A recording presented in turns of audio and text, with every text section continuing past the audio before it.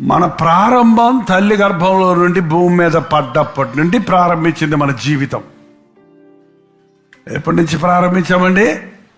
మన తల్లి మనకు జన్మం ఇచ్చినప్పటి నుండి ఈ లోకంలో మన జీవితం ప్రారంభం. పుట్టిన ప్రతివాడు గిట్టక తప్పదు. తల్లి జన్మం ఇచ్చినప్పుడు మన జన్మం ప్రారంభమవుతుంది. మన అంతం ఎప్పుడు? గొటకేసినప్పుడు, గుండె ఆగినప్పుడు, ఏంటంటే ఊపిరి నిలిచిపోయినప్పుడు. చచ్చిపోయాడో లేదో తెలుసుకోవడానికి ఏం చేస్తారో తెలుసండి? నాటి తెలియకపోతే చెయ్యి ఎత్తి పట్టుకుంటే ఏమవుతుంది? పడిపోయిందంటే ఏమైపోయిందనమాట? అయిపోయిందనమాట. ప్రతి ఒక్కడు రాజవని, పేదవని, మేధావని, మంచోడవని, చెడ్డోడవని మరణం అందరికీ వస్తుందంట. కానీ ఎప్పుడు మరణిస్తామో ఎవరికి తెలియదు. నువ్వు ఇంతే బతుకుతావు, పలానా రోజున పలానా నిమిషానికి మరణిస్తావని గనక మనకు అందరికీ తెలిసిపోతే, నాకు తెలిసి మనందరం సరిగా బతుకుతాం. కనీసం ఆ లాస్ట్ డే అన్నా సరిగా బతుకుతాం. ఏ లాస్ట్ డే? చచ్చిపోయే రోజుకు యేసు ప్రభు ఉన్నాడు కదా మనకి, తండ్రి నీ రాజ్యంలో జ్ఞాపకం చేసుకో అనగానే వెంటనే జ్ఞాపకం చేసుకుంటాడు. కాబట్టి లాస్ట్ మినిట్లో మారిపోదాం అనుకుంటాం. కానీ ఒకసారి మీరు బైబిల్ని బాగా చదివేవారైతే, మన గాలికి పుట్టడం లేదు, ఊరక పుట్టడం లేదు, ఊరక చనిపోవడం లేదండి. పుట్టేవాళ్ళు పుడుతుంటారు, చచ్చేవాళ్ళు చేస్తుంటారు. ఇదంతా ఒక రొటీన్ అంటుంటారు. చచ్చిన వాళ్ళు మళ్ళీ పుడతారనే సిద్ధాంతం కూడా ఉంది. మళ్ళీ పిల్ల అయి పుడతాడు, నక్క అయి పుడతాడు, పంది అయి పుడతాడు, పాము అయి పుడతాడు. ఎంతసేపు చెప్పినా వింటం లేదంట ఒకడు. యేసయ్య గురించి బైబిల్ చెప్తుంది, ఒక్కసారే జీవితం, మరణించిన తర్వాత తీర్పు. మనుష్యుడు ఒక్కసారే పుడతాడు. వాడితో ఆర్గ్యుమెంట్ చేస్తుంటే వినకపోతే, వాళ్ళ తాత చచ్చిపోయాడంట, మా తాత మళ్ళీ పుడతాడు, మా తాత పుడతాడు అంటుంటే, సరిగ్గా తాత చచ్చిపోయిన రోజునే ఎదురుకుండా ఉన్న ఒక పంది, ఒక్క పందినే పుట్టిందంట. దానికి యూజువల్గా పంది పిల్లలు 4-5 పుడతాయి ఒక దెబ్బతోటి కదా. కానీ అక్కడ మాత్రం ఒకటే పుడితే వీడికి ఎన్నిసార్లు చెప్పినా వింటం లేదు కదా. అదిగోరా మీ తాత అక్కడ పుట్టాడు రా అంటే, మా తాత పంది అంటావు. నేనేం అనలేదురా, మీ తాత చచ్చాడు, అది పుట్టింది కాబట్టి నువ్వే చెబుతున్నావు కదా చచ్చిన వాళ్ళు పుడతారని. నిజమా అండి? జనన మరణ సంఖ్యలు లెక్కేసుకుంటే చనిపోయే వాళ్ళు ఎక్కువ, పుట్టేవాళ్ళు ఎక్కువ? పుట్టేవాళ్ళే ఎక్కువ ఉన్నారు. చచ్చిన వాళ్ళు పుడితే పాపులేషన్ పెరగకూడదు, ఎప్పుడు అలాగే ఉండాలి. పెరిగిపోతుంది పాపులేషను. పుట్టేది కొత్తగా పుట్టిస్తున్నాడు, చచ్చినోడు అక్కడే ఉంటాడు, ఇక మళ్ళీ రాడాడు. వాడు తీర్పు కోసం ఎదురు చూస్తున్నారు. మరణ భయం ప్రతి మనుష్యుడిని పట్టి పీడిస్తుంది. కానీ ఆ మరణాన్ని జయించిన యేసు ప్రభువునందు విశ్వాసం ఉంచిన వాడికి మరణం మధురమైందే కానీ అది భయంతో కూడింది కాదు. కానీ మరణము గుర్తొచ్చినప్పుడు మనకి జాగ్రత్త పడతాం. టైం లిమిట్ పెట్టినప్పుడు చేయాల్సిన పని ముగిస్తాం.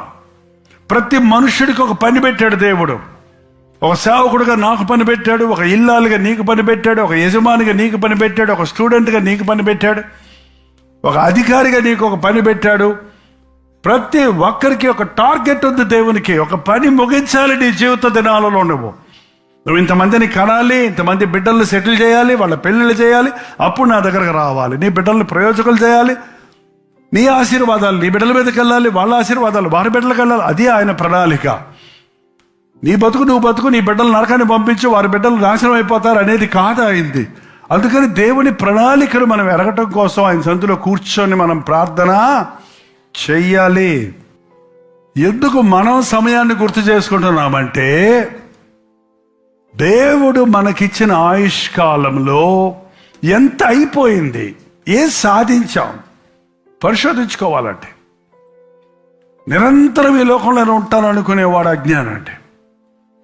ఈరోజు నిరంకుశులను చూడండి, ధనదాహంతో ఉన్న వాళ్ళని చూడండి, పేరు ప్రఖ్యాతులు కోరుకునే వాళ్ళని చూడండి, వాళ్ళు చచ్చిపోతారండి, వాళ్ళకి తెలీదు చచ్చేదాకా.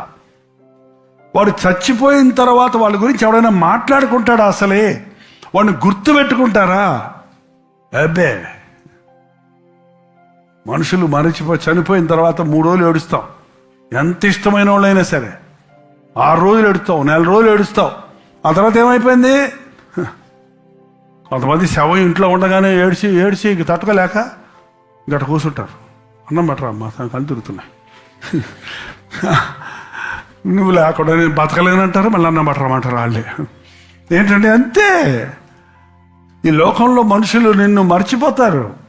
మరణం తర్వాత నిన్ను ఎవడు గుర్తుపెట్టుకోడు. మరణించిన తర్వాత కూడా నిన్ను ప్రేమించేవాడు, మరణము ద్వారా నిన్ను ఆయన రాజ్య వారసుడిగా చేసుకునేవాడు నీ ప్రభు. అందుకే ఆయన యందు ఆనందించండి, ఆయన యందు విశ్వాసం ఉంచండి, ఆయన చిత్తాన్ని ఎరగండి. నీకిచ్చిన జీవితం, ఆయన ఇచ్చిన ప్రసాదం, ఆయన ఇచ్చిన వరం, నీకు ఇవ్వబడిన జీవితంలో నువ్వు చెప్పబడిన పనులు చేసి ముగించాలి. ప్రార్థన. పరిశుద్ధుడా, ప్రేమగల తండ్రి, ఒక్కసారి మమ్మల్ని చూడయ్యా. ఈ లోకమే శాశ్వతం అనుకునే జీవితాల నుంచి మమ్మల్ని తప్పించిన ఆయన, ఒకరోజు ఈ లోకాన్ని విడిచిపెట్టవలసి ఉంది, నీ ముందు నిలబడవలసి ఉంది అన్న సంగతిని మేము గుర్తు చేసుకున్నప్పుడయ్యా, మమ్మల్ని కడగటానికి, మమ్మల్ని శుద్ధులుగా చేయడానికి, మా పాపములు క్షమించటకు ఆనాడు కలువరి సిలువలో నీవు చేసిన యాగము, నీవు చిందించిన రక్తము చాలు అని నమ్ముతున్నామయ్యా.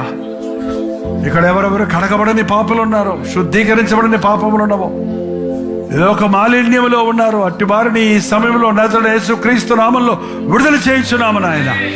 ఇప్పుడే మేము ప్రార్థిస్తుండగానే మా పేర్లు నీ జీవ గ్రంథంలో రాయబడినట్లుగా పశ్చాత్తాపడుతున్నామయ్యా. మా సమస్యలు ఒప్పుకుంటున్నామయ్యా, మా పాపములు సరి చేసుకుంటున్నామయ్యా. ఇది మొదలుకొని నీ కొరకు జీవిస్తానని ఒప్పందం చేసుకుంటున్నామయ్యా. ఇక్కడ ఉన్న ప్రతి యవనస్తుని, ప్రతి కుటుంబీకుడిని, ప్రతి తల్లిని, తండ్రిని, ప్రతి వృద్ధుడిని, వృద్ధురాల్ని దర్శించము నాయన. ఈ లోకంలో మా మనస్సు పెట్టక నాయన, ఈ లోకం విడిచినప్పుడు నీతో ఉండాలని ఆశ పెట్టుకుంటకు సహాయం చేయి. మా హృదయాలను శుద్ధీకరించమని క్రీస్తు నామములో అడుగుచున్నాను తండ్రి, ఆమేన్.